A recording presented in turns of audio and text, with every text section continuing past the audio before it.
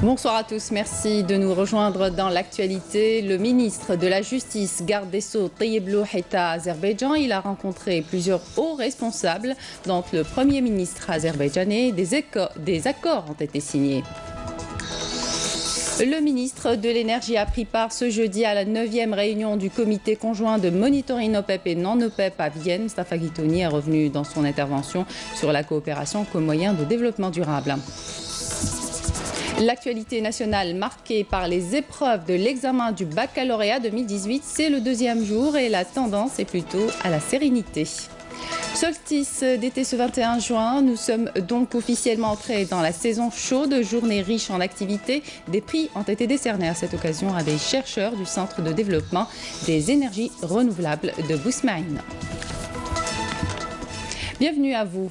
L'usine de pneus industriels de Sor El Ghozlaine à Bira sera lancée une fois a sélectionné le partenaire disposant de la technologie indispensable. C'est ce qu'a soutenu le Premier ministre Ahmed Yahya en réponse à une question orale au Conseil de la Nation lue en son nom par le ministre des Relations avec le Parlement Mahjoub Bedda.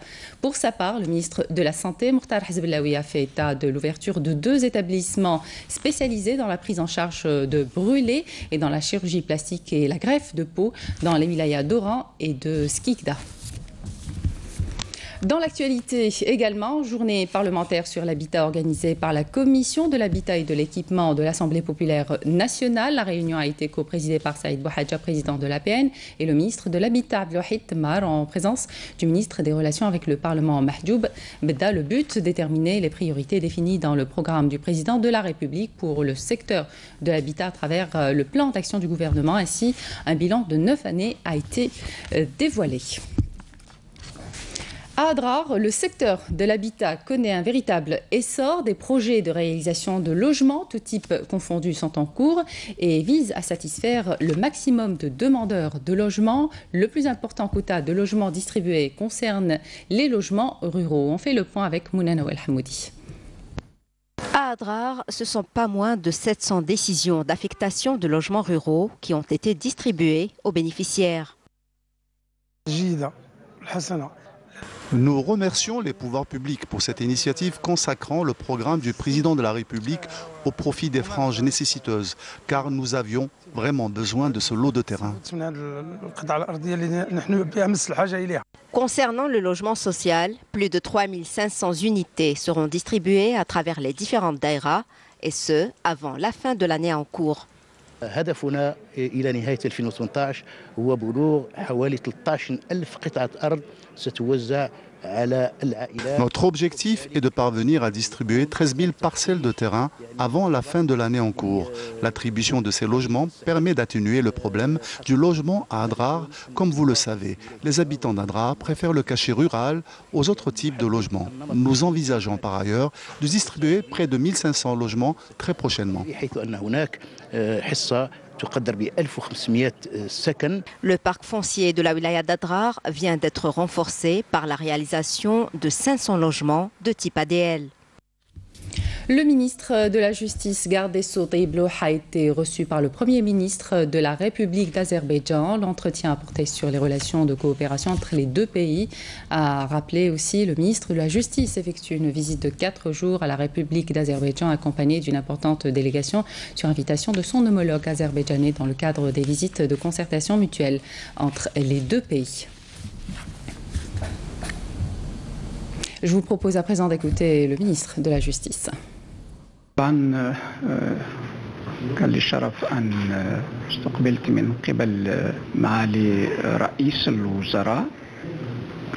J'ai eu l'honneur d'avoir été reçu par le Premier ministre à qui j'ai transmis un message direct de son Excellence, le Président de la République, à son homologue Ilham Aliyev, dans lequel il lui réitère ses félicitations pour sa récente élection, ainsi que ses félicitations pour la commémoration du centenaire de la fondation de l'État d'Azerbaïdjan.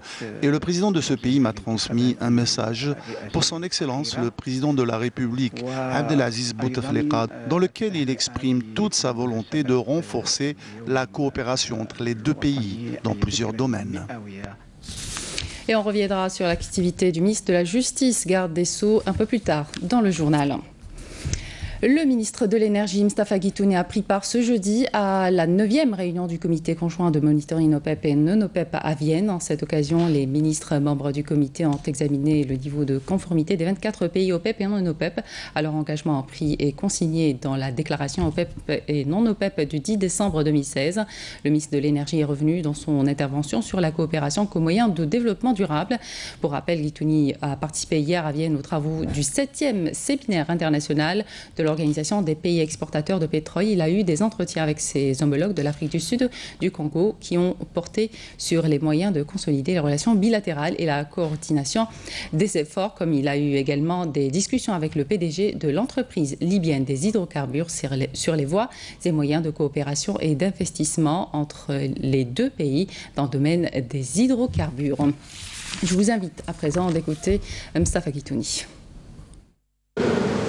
C'est fort de cette leçon d'histoire en septembre 2016, sous l'impulsion du président de la République, M. Abdelaziz Bouteflika, l'Algérie avait œuvré à la conclusion d'un accord, l'accord d'Alger, pour stabiliser le marché pétrolier et susciter l'émergence de conditions favorables à la reprise de l'investissement pétrolier. Nul doute que la déclaration de coopération de l'OPEP entre l'OPEP et les pays participants est un succès remarquable.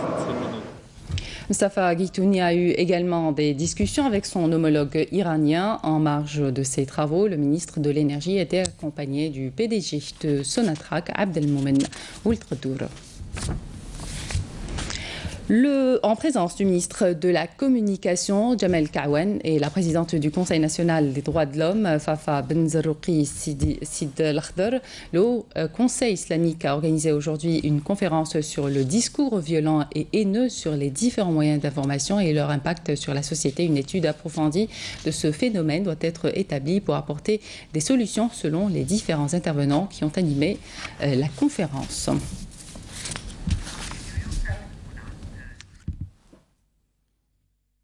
Direction New York, où s'est tenu aujourd'hui le deuxième sommet des chefs de police des 193 pays membres de l'Assemblée générale de l'ONU. Le directeur général de la Sûreté nationale, le général-major Abdelghani Hamel, qui participe justement à ce sommet, a présenté l'expérience de la police algérienne en matière de lutte contre le crime transfrontalier, y compris le crime organisé et le trafic de drogue. Abdelghani Hamel a également présenté un exposé sur le processus d'évolution de la police algérienne qui fait l'objet d'un intérêt particulier de la part du président de la République Abdelaziz Bouteflika, particulièrement en matière de soutien à la coopération bilatérale et multilatérale, aussi bien au plan national qu'international, en présence du secrétaire général onusien Antonio Guterres, des représentants des pays membres, ainsi que des experts dans le domaine sécuritaire. On revient sur l'activité du ministre de la Justice, garde des Sceaux, et en marge de cette audience, de l'audience qu'il a eue avec son homologue dans la République d'Azerbaïdjan, Tayyip Loh a eu plusieurs échanges avec son homologue azerbaïdjanais sur le renforcement des relations de coopération entre les deux pays. Des accords ont été signés. Mounana Walhamoudi. De nombreux dossiers ont fait l'objet des pourparlers qui ont réuni le ministre de la Justice, garde des Sceaux Tayyip Loh, et son homologue azerbaïdjanais Fikret Mamadov. Au cœur de ces concertations, la coopération dans les secteurs juridiques et législatifs entre les ministères de la Justice des deux pays.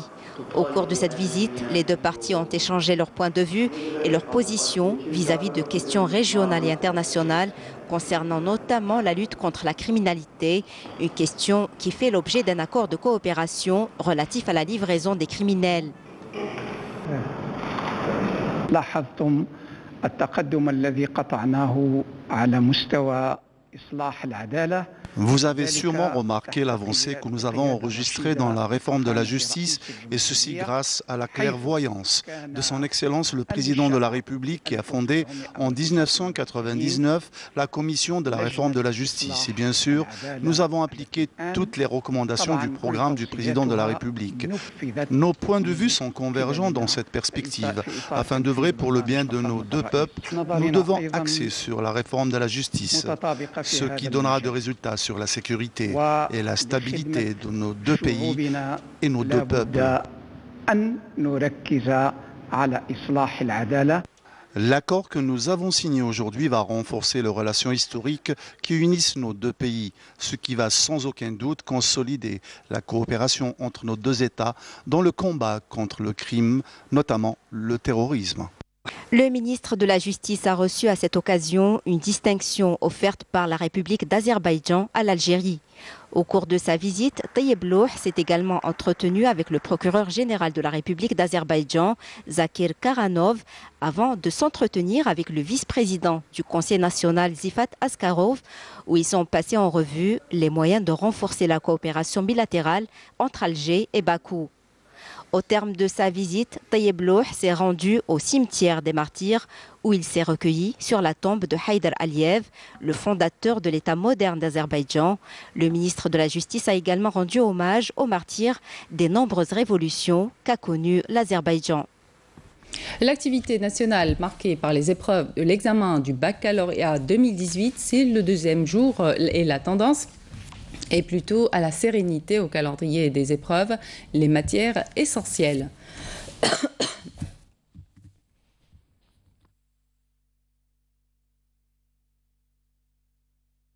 Et on reste sur l'organisation de cet événement, l'acheminement par les moyens aériens, militaires des sujets, des examens vers les centres concernés et des réponses des candidats vers les centres de correction assurés par des escortes organisées par les services spécialisés du ministère de la Défense nationale, des mesures draconiennes prises par le MDL qui contribuent à la sécurisation et au bon déroulement du baccalauréat session 2018, aussi par la mise en place des moyens techniques appropriés pour assurer la surveillance et la neutralisation électronique de tous les moyens de communication rayonnant pour faire face aux éventuelles tentatives de diffusion des sujets via les réseaux téléphoniques et Internet, renforcés par une veille permanente au sein de l'Organisation nationale de prévention et de lutte contre les infrastructures liées au TIC. Sortie de 5 promotions a eu lieu ce mercredi soir à l'École supérieure de l'administration militaire d'Oran lors d'une cérémonie présidée par le directeur central de l'intendance auprès du ministère de la Défense nationale, le général-major Hadi Zarhouni, en présence d'officiers supérieurs du commandement de la 2e région militaire, Salim Kasser. Il s'agit de la 8e promotion d'élèves officiers actifs formés selon le système licence master doctorat, de la 67e promotion de la session de perfectionnement des officiers, de la 7e promotion de spécialisation en administration militaire et de la 15e promotion de la session de formation spécialisée et de la 2e promotion de LMD. Après l'inspection des promotions sortantes et la prestation de serment, le général-major Hadji Zarhouni a procédé à la remise de grade et de diplôme aux majors de promotion à des élèves diplômés de pays frères et amis. Le commandant de l'ESAM, le général Hamid Mftah, a abordé dans une allocution pour la circonstance dans laquelle il a cité les efforts déployés par les élèves diplômés.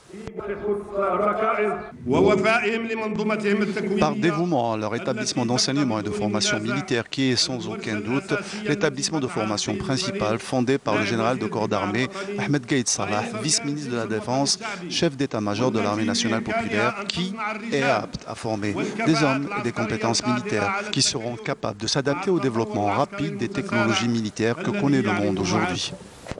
La cérémonie a été également marquée par la présentation de mémoires de licence et master d'élèves de la 8e promotion d'officiers actifs. Ces promotions sortantes ont été baptisées au nom du regretté Moudjahed et général Khalil Habib, dont la famille a été honorée à cette occasion. La cérémonie a été clôturée par une parade militaire de ces promotions. Au plan sécuritaire, un détachement de l'armée nationale populaire a découvert ce matin lors d'opérations de fouilles et de recherche près de la bande frontalière algéro-malienne à Adrar une cache d'armes et de munitions. C'est ce que précise un communiqué du ministère de la Défense nationale. Cette cache contenant une mitrailleuse lourde de calibre 14,5 mm, un fusil mitrailleur de type FMPK, un fusil mitrailleur de type FMDT, FMP, 8 pistolets mitrailleurs de type Kalachnikov, 3 fusils à répétition, un fusil semi-automatique de type Simonov et un fusil de type MAS. Elle contenait également 55 obus pour mortier calibre 82 mm, 20 charges propulsives pour mortier calibre 82 mm, 17 chargeurs pour pistolets mitrailleurs de type Kalachnikov, 2 chargeurs pour fusils de type MAS, 3 chaînes de munitions pour fusils mitrailleurs de type FMPK ainsi qu'une importante quantité de munitions s'élevant à 4501 balles de différents calibres. Un autre communiqué du ministère de la Défense nationale nous apprend également que suite à une opération de recherche et de ratissage menée à l'Aouena, wilaya de Djidjel, un détachement de l'armée nationale populaire a découvert et détruit hier un atelier de préparation d'explosifs, une quantité de munitions, 6 bombes de confection artisanale, des outils de détonation, des médicaments et divers objets. C'est ce que note le communiqué du ministère de la Défense nationale. Par ailleurs, des éléments de la gendarmerie nationale ont appréhendé à Sidi Bel Abbès 2 narcotrafiquants en leur possession 8,8 kg de kif traité, tandis qu'on a intercepté à Adrar un contrebandier saisi 2700 paquets de cigarettes. Dans le même contexte, des éléments de la gendarmerie nationale ont arrêté à Batna également 2 individus en possession d'un fusil de chasse, un pistolet de fabrication artisanale et une quantité de munitions, tandis que des gardes-côtes ont saisi à Al-Qala des équipements de pêche illicites de corail et de plongée sous-marine ainsi que 1380 grammes de corail. Et après un hiver et un printemps qui ont paru bien longs, voilà l'arrivée de l'été. Nous sommes donc officiellement entrés dans la saison chaude ce 21 juin, le jour le plus long de l'année. C'est aussi le premier jour de l'été par l'action du solstice d'été, un phénomène astronomique. Le soleil ira se coucher après 14h38 à Alger, c'est-à-dire à 20h09. Puis solstice d'été, riche en activités, des prix ont été décernés à 3 chercheurs du Centre de développement des énergies renouvelables ainsi qu'à des entreprises pour leurs travaux en harmonie avec la transition énergétique. Et puis un appel a été lancé pour proposer des solutions scientifiques afin de faire face au changement climatique et l'épuisement des réserves énergétiques.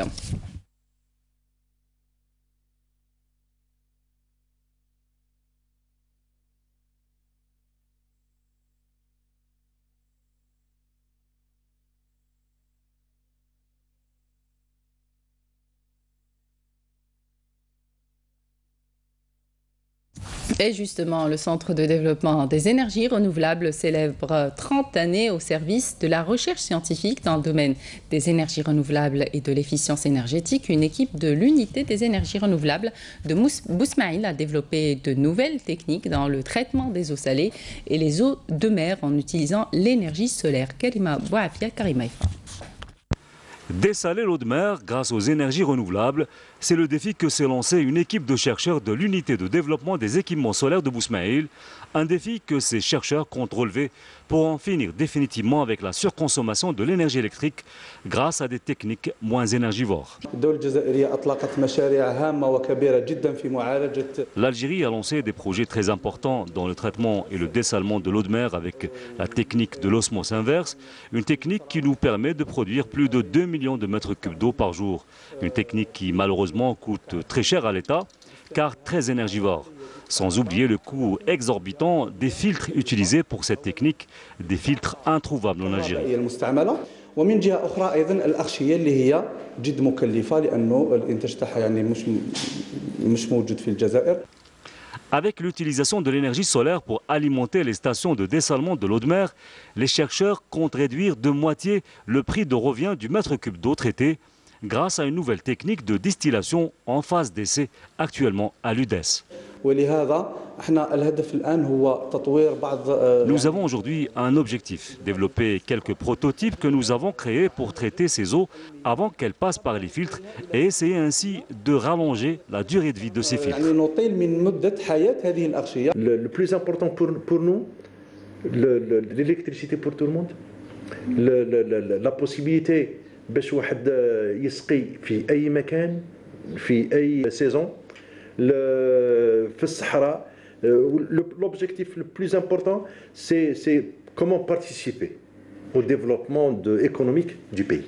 L'UDES s'est lancé dans un vaste programme qui n'inclut pas seulement l'introduction graduelle des énergies renouvelables comme source pour le fonctionnement des stations de dessalement, mais aussi d'autres projets visant à la conception et la réalisation de prototypes dans le domaine de la distillation et grâce à l'énergie solaire et dans le créneau de la réutilisation des eaux usées dans les secteurs agricoles et industriels. La sensibilisation des populations sur la nécessité de protection, de préservation et de lutte contre les incendies des 62 grandes palmeraies et oasis plus que millénaires de la wilaya de Béchar est l'une des principales opérations menées par le secteur des forêts pour la lutte contre la désertification. Bouchra Bali. L'encouragement de l'investissement agricole et la réalisation de barrages verts sont les deux principaux axes de la stratégie algérienne de lutte contre la désertification qui constitue une sérieuse menace, notamment pour les 62 grandes palmeraies et oasis plus que millénaires de la wilaya de Béchar. Pour lutter contre la désertification, on a réalisé plus de 200 hectares de bandes vertes, ainsi qu'un important réseau d'irrigation.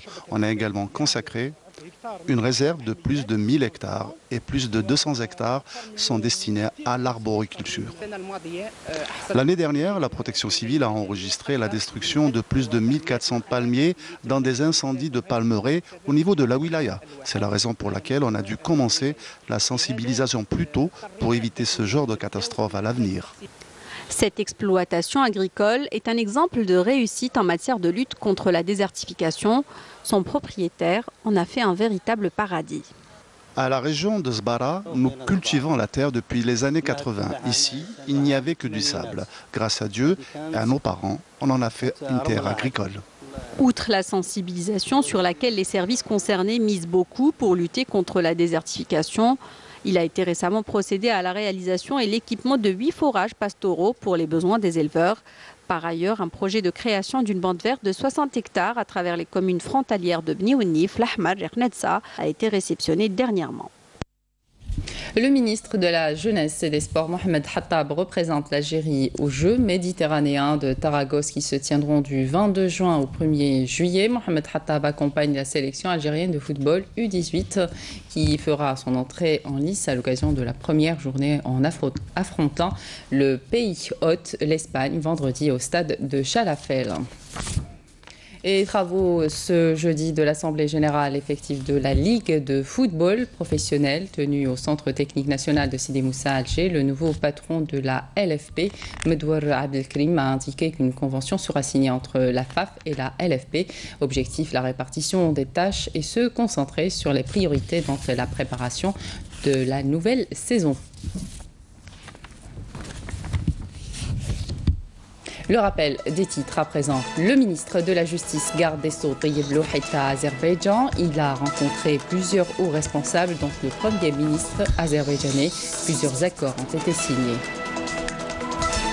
Le ministre de l'Énergie a pris part ce jeudi à la 9e réunion du comité conjoint de monitoring OPEP et non-OPEP à Vienne. Mustafa Guitouni est revenu dans son intervention sur la coopération pour moyens de développement durable. Et puis l'actualité nationale marquée par les épreuves de l'examen du baccalauréat 2018, c'est le deuxième jour et la tendance est plutôt à la sérénité.